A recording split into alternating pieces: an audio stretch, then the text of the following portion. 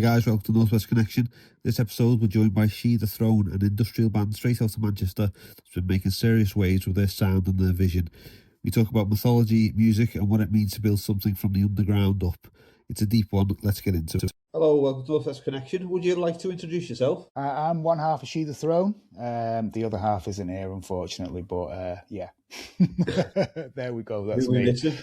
Yeah, we're missing the other half. Like, we try and keep everything a little bit off the record, so you probably see from the shows and stuff like we don't say anything, we keep our faces covered, all the usual. I think people think it's kind of a gimmick, but we just want it to be about the music, so that's the reason why. Generally, different take on it, yeah. And how did you guys? Sorry, how did you guys come together? So we've known each other forever, but we've been in other stuff before. We were in another project before this.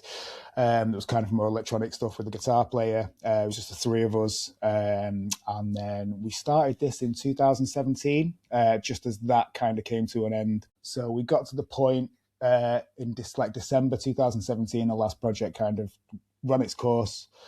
We started this, we did the first record in like 6 months, put it out, took it from there really. But we've known each other forever since we were kids.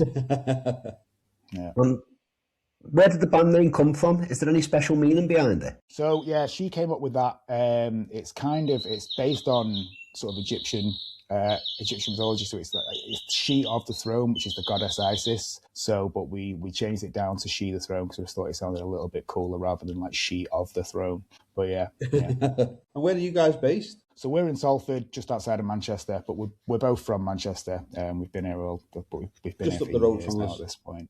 Yeah, exactly. Not too far away. Yeah, totally. And what are your musical backgrounds? So both of us have been in bands since we were quite young. I kind of played in more hardcore and metal stuff for a long time. Going back, I mean, we're not kids. We've been around for a while as far as that goes, but kind of more in hardcore metal, that type of stuff. She was kind of doing more of a kind of trip hoppy thing when we first started doing stuff together. We started another project kind of while we were doing the other things, and then when the other bands kind of ran the course, it turned into the last band, and then we came together with this kind of doing it. But yeah, we've known each other forever. So, yeah. So was that just like a natural progression from the hardcore metal type thing for yourself, moving into more electronic? Yeah. I mean, for me personally, like it's always been all over the shop musically, like hip hop, metal, that type of stuff since I was a kid. So, it kind of made sense. Started getting into a lot of electronica, sort of maybe like late 90s, early 2000s. So Ortega, X Twin, Boards of Canada, stuff like that, which turned into, we both used to listen, actually, we used to go raving a lot. We'd listen to a lot of acid techno, sort of psytrance, all that type of stuff. And that kind of moved into house music. And then sort of like mid 2000s, like we go really into that early type of dubstep stuff, like the earlier sound. And kind of wonky hip hop like Flying Lotus, all that type of stuff. And do you know what I mean? It's that era of Warp for me is just like the pinnacle of it. So when Fly Low was coming out, Hudson Mohawk, stuff like that. But we don't like nice music. That's the problem. As soon as it starts getting a bit too nice, it's kind of I'm done. Yeah, exactly. So how would you describe She the Throne's music to anyone who hasn't heard you? This is this all the time because of what it is. So like if you come in, you've got that thing, haven't you? It's the work colleague answer. If someone comes up to you in work, it's like, what do you sound like? So, I start going off comparing it to stuff and they're like, what are you talking about? I don't know what any of the reference points are at all. But the best thing I think that came up not long ago on a YouTube video, someone commented on one of the things and said it sounded like an evil Portishead. I was like, right, that'll do. That'll do. I'll use that now. It's a good reference point. But yeah, like super cinematic, like we both do, but me, I listen to soundtracks all the time now. That's my main thing. Like I don't listen to much else anymore. Obviously loads of bands, but in most of my spare time it's soundtracks. So we just, very cinematic, very kind of soundtracky, but with some horrible harsh noise elements going on in there as well. So talking to soundtracks, which one is currently one of your favourites, or have you got an all-time soundtrack that is a favourite? All time, I'd say probably Halloween 3. Typically Halloween 3, which is the John Carpenter, John Harrison one. some absolute gems on there. I'd say that's my favourite. And it goes from anything like the Cynthia stuff like that to like, you know, full on like orchestral scores and everything else. But Halloween 3 Season of the Witch, it's the one. Can't beat a bit of John Carpenter. Exactly. Massive influence on both of us, that. Yeah, visually and sort of like musically. So good live as well. I don't know if you've had the chance to see him. Yeah. Saw him twice on that initial tour, what came around. In fact, we saw him in Liverpool. Where was it at that show? Was it? Did you go to the Liverpool show on that? I didn't. I ended up with tickets for the Warehouse. So we got the Warehouse for Victoria Warehouse, and thought this could be terrible because you never know how it's going to go in there. So we got tickets for the Liverpool show. It's in that theatre. Is it the Royal Court? Olympia, wasn't it? Was it Royal Court? I think it was the Olympia. Oh, was it Olympia? It must be the Olympia. Yeah. So we went to that and then ended up going to the Vicky Warehouse show as well, which was great. It turned out to be really good in there. It was amazing. I seen him on the Albert Hall afterwards, and it was much better in the Albert Hall than it was in Vicky Warehouse, definitely, without a doubt. I bet. Such a good environment to see John Carpenter in as well. Perfect. That type of, I mean, Albert Hall's great, isn't it? You can't argue with that at all. It's such a great spot. I saw Blood Incantation there last year. I was there as well. Such a bizarre but amazing location to see them in. Amazing. Perfect. When they had with the big pillars and stuff in that room, just looked absolutely amazing. Great, absolutely great. fun. I would like to say I've seen Sun in there as well, but I didn't see Sun. You don't see anything, do you, at a Sun show? I've got pictures of fog and light. Yeah. I'll tell you a story about Sun. A friend of ours went to see him years ago at the Cockpit in Leeds with Earth supporting. And one of his friends up with him, let's say, had a little bit of some enhancements before he went in. Never been to a Sun show before, wasn't that familiar, loved Earth, saw Sun, sent him straight under, went outside and fell down the stairs.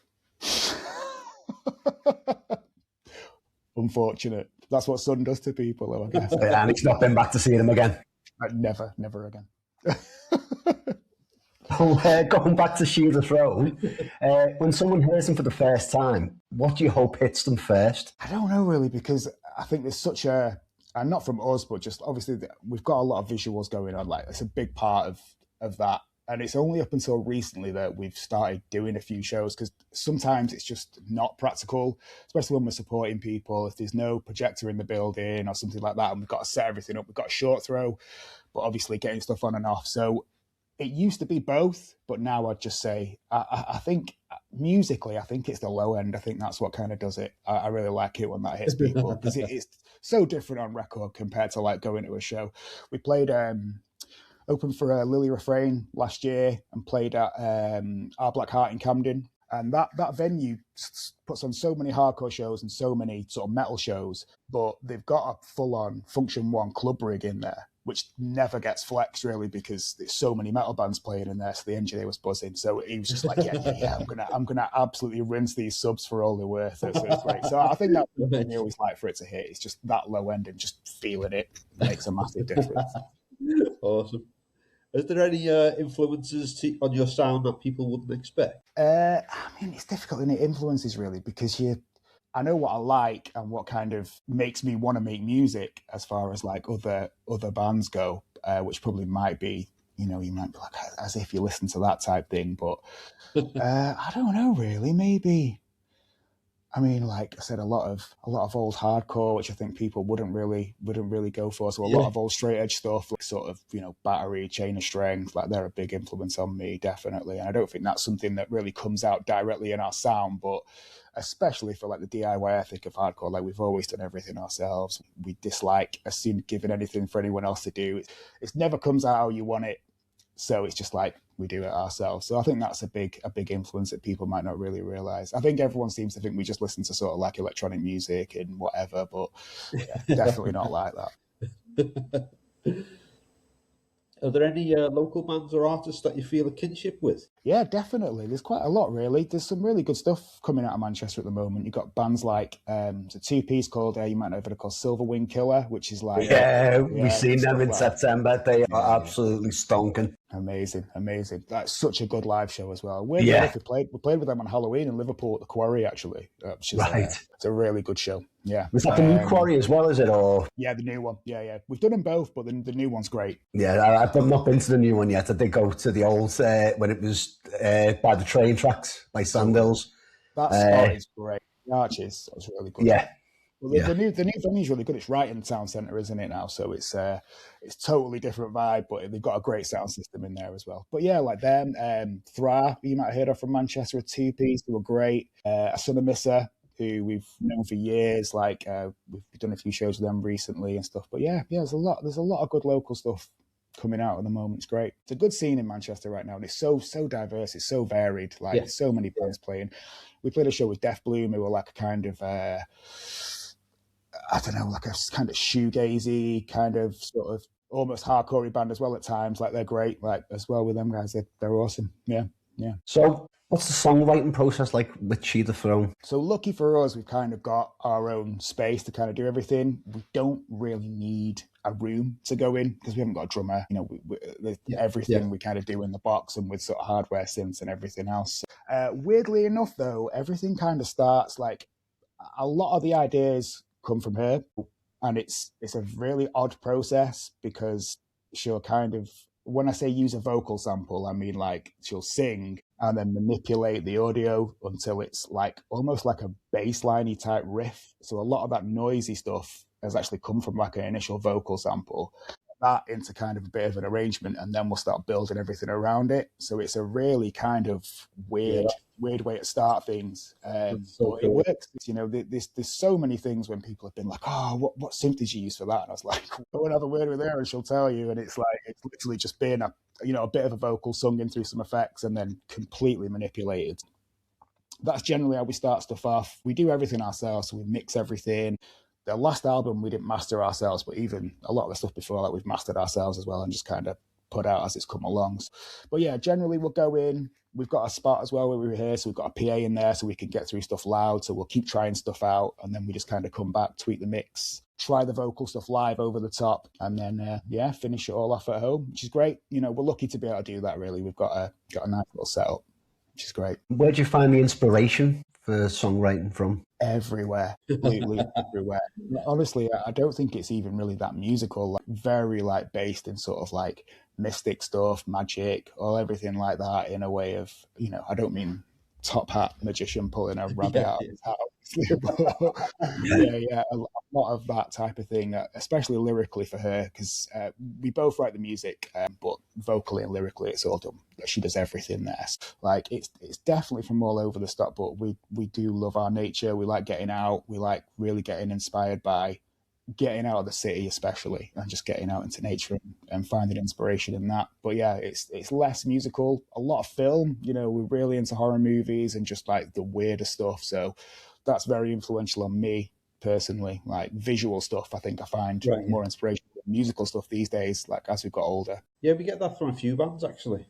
That's surprising, isn't it? It's weird how it's kind of come to that point now with a lot of people. I've started to notice it a lot more. I hear, because I listen to your guys' podcast a lot, and I'm hearing a lot more of people saying, you know, we want stuff to be very cinematic, and it's really because it's a different thing. I think it makes people step away from kind of song structure and things like that, and just be looking at more of getting a vibe and that being the most important thing, really, rather than having a set sound in your head where you want to chase and then going for that. And especially that, it's hard to be original when you're doing that as well. It's too easy to be influenced by what you're listening to. Like, definitely.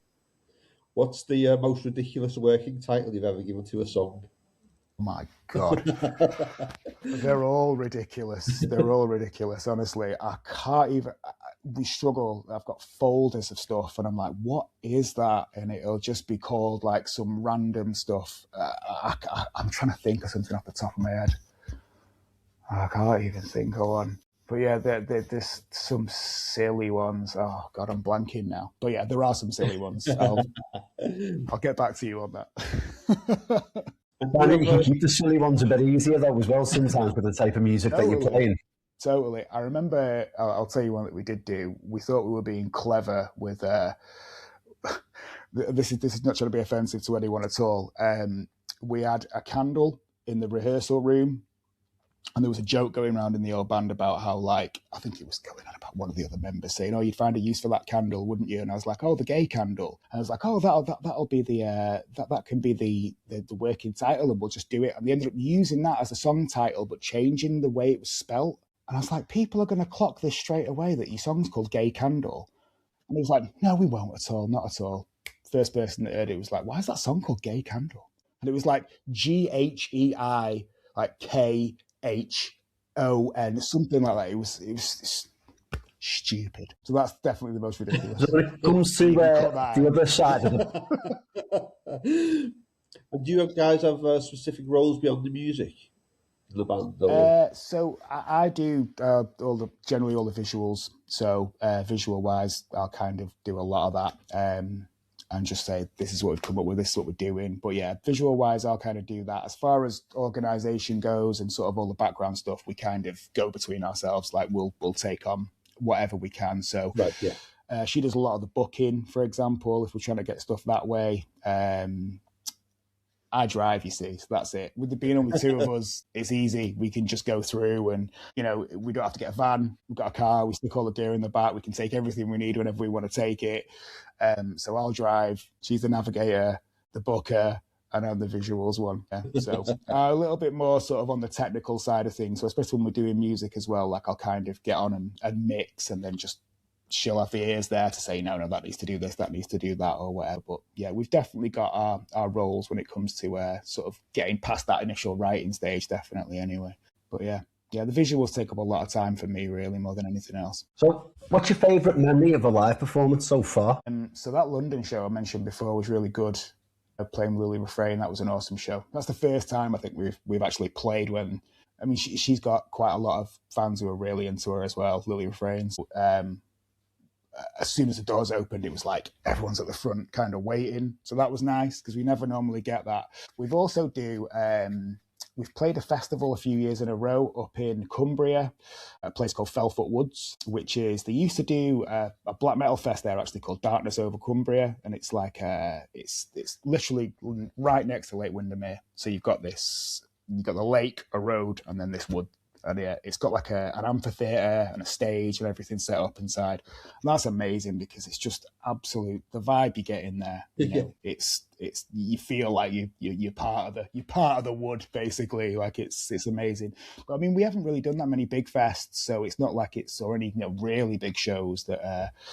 So I'm sure they're to come. But so far, I'd definitely say those are the two standouts. Have you got a dream festival or a venue you'd love to play? Oh, I'd love to do Roadburn, ATG as well. Yeah, definitely those two would be up there. Yeah, without a doubt. It's really weird. Everyone keeps coming up to us and going, "Oh, you'd be great on ATG," and it's like, "Oh, right, yeah. Do you know anyone?" So yeah, I'd absolutely love to do that because what a great fest. Do you know what I mean? Run by music fans, full of music fans, like festivals used to be back in the day before. Like everyone got onto it. Yeah. Great. I think you guys would probably go down well as one of the bands in the silent disco after all the bands are finished. Yeah, definitely. That's it. It worked pretty well. Yeah. That's what I mean. Yeah. You'd definitely be playing the bass through the headphones anyway. Give James a shout, let him know. I think he listens. Do you guys have a local venue that feels like home turf? Do you play many local gigs? Or? Probably the Pier Hat, I'd say, in Manchester. Oh, right, yeah. That's the place we've done the most. And I just love it. Engineer there's great, rig's great.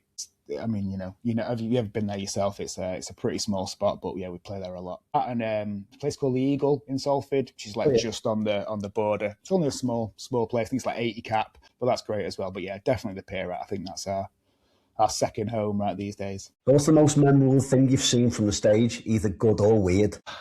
Back in the day, playing and just like kids sat on the stage getting off with each other while you're playing. Oh no, actually, I'll tell you what, Bristol, years and years ago, we toured with this is in an old band that I was in, toured with an Italian band called Kafka. It was our first tour we ever did. And there was about 3, maybe 4 people there. And one of them was this old punk guy with his dog throwing empty beer cans for his dog to fetch while we were playing. That's pretty bizarre. That is bizarre, that one. Stage was just on beer crates. It was like plywood on beer crates as well in a skate park. Amazing. And do you guys have any pre-show rituals that you could share with us before you go on? Not really. Like we're terrible. Like about both of us are the same. We can't relax when we've got a show. Like I can't just forget about it until beforehand. So we spend the entire time just double checking everything's right, stressing about stuff, and just staying in that kind of zone really. So it's just all about that. Like we both kind of get a bit meditative before we play, I think, really more than anything else. So trying to find somewhere quiet and just, which is not that easy to do, to be honest, most of the time. Yeah, but yeah, nothing weird. So, what's the most latest release that you've put out? So the last thing we put out was, was it the album? Yeah, I think pretty much. Oh no, sorry, we did a split. Well, I say a split. It's kind of a collaboration with a guy called The Slumbering from Texas, which was like a 2-track thing that we did together. Before that was the record. The last album we did was, it's 2023 now. Nuntis came out. And then we did an EP just before it, but the EP actually got written after the album. So the record was done just before 2020. We had a label putting it out, and then that folded. We managed to get another label to put it out, a label called Burning Witches, that were like a UK-based soundtrack label. I was going to do a vinyl release for it. That folded during COVID, because like everything did. So it ended up coming out in 2023. Dan put it out on Trepanation, and now Trepanation's folded. So I think that we might be sort of bad luck for labels. But yeah, the last thing we did was a collab, but before that it was a record. So there was Nuntis was the album. So we're desperately trying to get stuff finished up now to get something new out, because yeah, we were so busy last year just with shows, like especially the tail end of last year, like September, October, November. We didn't really stop, which is great. So, but yeah, we still haven't got time to finish anything. So we're head down at the moment, right in the thick of it, trying to get stuff finished to a point that we're kind of happy with. But it's getting there. It's getting there. So is there a milestone this year that you want to try and achieve? So for this year, we want to definitely try and get something out. We've got a potential tour that's getting finalised for around May time. So hopefully that'll get done soon. And we should have a little bit more so we can get that announced. But ideally for this year, we want to try and get the record done, get that out, and maybe jump on a few of those dream fests if possible. And is there a sound or direction that you're looking to explore next? Never. We never do. Just what comes out, comes out. Honestly, like we both genuinely feel that like anyone could do this. Anyone could do what we're doing. Feel like you're channeling something. It's not of us. It's just it's coming through you from whatever that may be. So we never really go in with a preconceived thing about making it pretty horrible, and then I think when you kind of want it to be pretty horrible, you kind of rein it back a little bit for the nicer parts. But generally, yeah, just making it as dirty, stink face as possible. Yeah, yeah. As long as it makes you go like, it's all right. Yeah. We're going to move on to the fun questions now. Yes. So, if you could only listen to one album for the rest of your life, what would it be? Do you know, I thought about this a little bit, I'm not going to lie. I'm a massive Faith No More fan. They're one of my favourite bands. So I'd say King for a Day, Fool for a Lifetime, just because... Excellent choice. Covers everything. You've got everything you want on there. If it had to be one more thing, I could die happy listening to that forever. Good choice. Yeah. I think it's very underrated, that album, when it comes to Faith No More. It's definitely my favourite Faith No More album. Yeah. I'd go like this between that and Angel Dust, like I'm always... But I think King for a Day kind of stood the test of time a little bit more. I think Angel Dust can sound a bit dated now, but that record could have come out yesterday, King for a Day. Amazing. If Shoot the Throne had the theme tune not written by you, what would it be? Have you heard that song, The Gonk, that's on Dawn of the Dead soundtrack? Yeah, I think so. Daft, like elevator music type thing that comes on. I think that would be our soundtrack. Good choice. It literally was just some library music I think Romero found somewhere. It's not even anything else, and he just stuck it in the film. Amazing. It's ridiculous. It sounds like music. It's just like dun, dun. If you could collab with one famous musician, past or present, who would it be? You see, I'd love to do something with Patton, but I've just got this horrible feeling that you just don't want to meet. You don't want to meet your heroes, do you? But yeah, maybe Patton. Yeah, I think so. For me personally, I've got to say Patton. He's that eccentric that there would be something wrong, isn't there? Yeah, I think. Yeah. Plus, whatever came out would just be wild. It would. I'm into that. I just love to do something with someone who's not going to be like, yeah, let's make it sound like this. He'd just be like, let's do whatever. You got to look at his last album, though, with those two country brothers. I looked at that last week and I was just like, wow, I wasn't expecting this. I just saw something yesterday with he's got X'd up, 2 big X's tattooed on his hands. Are they actually tattoos? I'd seen something but didn't read enough about it. So he did this video of the guy doing it, which is wacky. It's like, I mean, I know he's in a hardcore punk band now, but you know, Yeah, that's it. You know, you got to embrace it. I think. No, he's apparently taking it across to a new level. Exactly. Yeah. Mental. But yeah, let's go with Patton. If She the Throne had a warning label, what would it say? Owls. That low end's gonna get you. Yeah.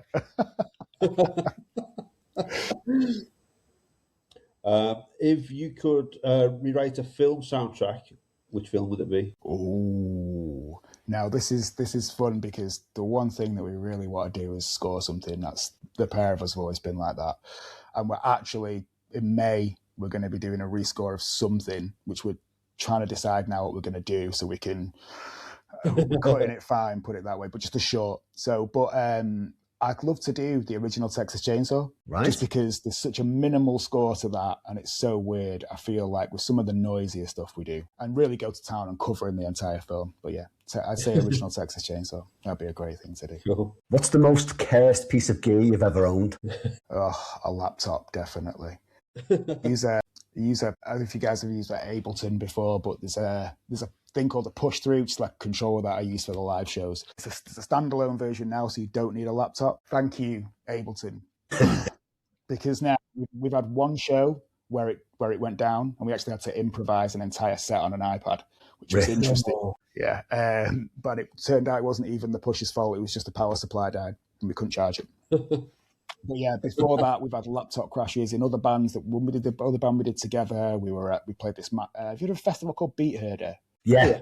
The laptop died just before we were due to go on, and people were like literally screaming at us, going, "Oh, what is this?" So yeah, always laptops. Everything else has never had a problem with, but laptops, bane of my life. If She the Throne had a signature scent, what would it smell like? Nice question, Chris. God. It must be tied back into the warning label as well. Yeah, maybe. I'd say patchouli. I love a bit of patchouli. Yeah, I think patchouli suits us to the ground. If you could go on a world tour, which country would you be most excited to visit? Ooh, it's an interesting one. I'm trying to think of somewhere we've not been to, but I love Scandinavia. I'd love to play some shows over there. I used to be in a band back in the day, and we did some shows with Typo Negative, weirdly enough, in Scandinavia. It was some of the best shows I've ever played. It's beautiful, beautiful place. I'd love to go back over there and do something. Definitely. Yeah, cool. You don't get that very often, to be honest. Yeah, really. There's a new one, that one. Yeah. I think if we did a poll on it, I think Japan usually comes out top. Yeah. Yeah. Oh, I mean, yeah. I'd love to go to Japan. But honestly, I'm sticking with Scandinavia. Amazing. I think it's a good choice. So have you got a current song that's on repeat? To listen to? Yeah. I think it came up on my... I don't use the S word to stream music. But, they're all the same, aren't they? I use like YouTube Music generally, but my most played song that came up on that was... can I swear? Of course you can. Face Fucked with a Shovel, Peeling Flesh. Have you heard that tune? I don't think I have, no. That's been my most played song this year, apparently, according to that. So I'm going to go with that. Great band, check them out. It's like a slam band with all like hip hop stuff going on, like loads of rap acapellas over the top of crazy like grinded slam stuff. Amazing, absolutely amazing. We'll check that out. Yeah. So you've been given a slot at ATG. What song is pumping you up before you go out on stage? I'd say a bit of Maiden. We both love a bit of Maiden. Yeah. Maybe which track though? That's the thing. We don't get Maiden much, do we? It always gets me hyped. Like it's one of those things. Got to be old school Maiden, though, hasn't it? Sort of like definitely. Maybe Aces High. Probably, I'd say. Yeah. I was going to go with Wasted Years. Yeah. Oh, good shout. Yeah. I mean, that's one of the best. The whole chorus bit on that. Yeah. Amazing. Harmonies are great. Yeah. I'm down with that. I might be swayed. Listen, I'm not here to sway people. I just, as soon as you said Maiden, that song popped in my head for some reason. Yeah. So cool. I saw him we both went to see him last year, and it was just like seeing them at their age, just seeing Bruce especially hitting every single note, running around like a teenager. Yeah. It's just, I don't know how anyone can't like Maiden. I've not seen them in about 20 years, but they were one of those bucket list bands, so I finally got to see them in 2006. So, right. Yeah, great. It's been ticked off. I Great. probably do go and see him again. Yeah. Oh, definitely. I think time is probably coming up soon as well for that. So get in there while you can. We've got some quick fire questions for you now. Vinyl or streaming? Practical streaming, but I'd rather stay at home listening to a record, without a doubt. Loud or quiet practice? Loud. It's got to be loud. We've got a 1,000-watt PA that we've practiced through just because we need to make sure everything's going to sound right out front, so it's always loud. Too loud. Night gigs or daytime festivals? Like attending or playing? Attending. I'd say night gigs. Peep show or spaced? Oh. Oh, that's evil. How can you choose? Probably spaced. I'm a little bit spaced. That's definitely the right close. answer. It's close. Tea or coffee? Coffee. 100%. Vintage gear or modern tech? Vintage gear. Even though it annoys me at times. I've got a Juno 6 upstairs. It's just like, oh, but I love it. It sounds so great. You really can tell. Yeah. Tight jeans or comfy joggers? Comfy joggers. 100%. I think it comes that time in everyone's life, doesn't it, really? Definitely. Tour van snacks, sweet or savoury? Ooh, I've got a bit of a sweet tooth personally. So I'm gonna go sweet. Bacon frazzles or onion rings? Ugh. I'm vegan, so I don't know if I can eat frazzles or not. I haven't had them for years. Probably can. Let's take that out of the equation and let's go frazzles. And we'll go with the last question. Pickled onion trifle or custard covered chips? God. And everything in those is vegan. Okay. I'm going to go with the custard covered chips. Do you know there's like these things people do now, don't they, of like dipping chips in milkshakes? Yeah. So yeah, it's weird. I'm going to assume that tastes nice, so let's go with custard covered chips because it's similar enough. Well, thanks for coming on. It's been a pleasure. Really appreciate you having us, guys. Thank you so much. No, thank you. And we'll see you soon, hopefully. Yep, definitely. See you soon. Cheers. Thank you. Thank you.